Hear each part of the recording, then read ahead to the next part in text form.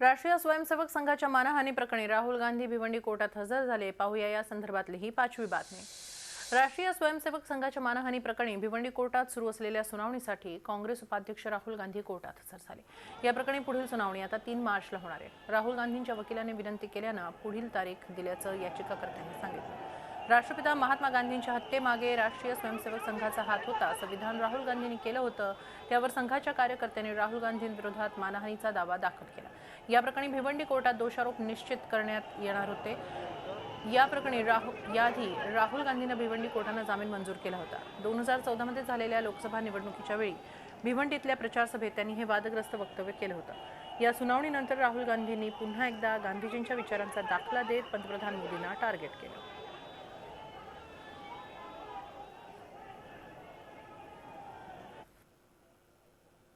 आज मैं यहाँ गांधी जी की याद करता हूँ। मेरी लड़ाई विचारधारा के खिलाफ लड़ाई है।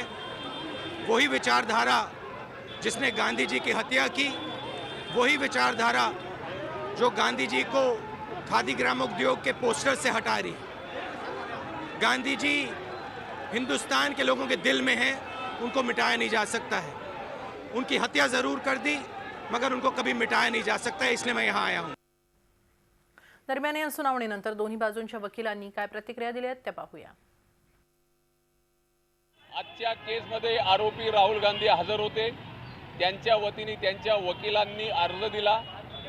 आजचं काम तहकूब करावं आणि दोषारोप ठेवण्यासाठी पुढची तारीख देण्यात यावी। कोर्टाने तो अर्ज मंजूर केला आणि त्यांना 3 मार्च तारीख आम्हाला फिर्यादीने पूर्ण न्यूजपेपरच्या कॉपीज आम्हाला सप्लाय करायला पाहिजे। कारण का हे न्यूजपेपर किती तारखेला आलं, कुठून पब्लिश झालं आणि किती पेज नंबरला आहे हे कळणं गरजेचं आहे। त्याशिवाय आम्ही आमचं डिफेन्स पुढे करू शकणार नाही आणि कोर्टाने आमची विनंती मान्य करून 3 मार्चला दोषारोप निश्चितीसाठी ठेवलेले आहे। झी 24 तास रहा एक पाऊल पुढे।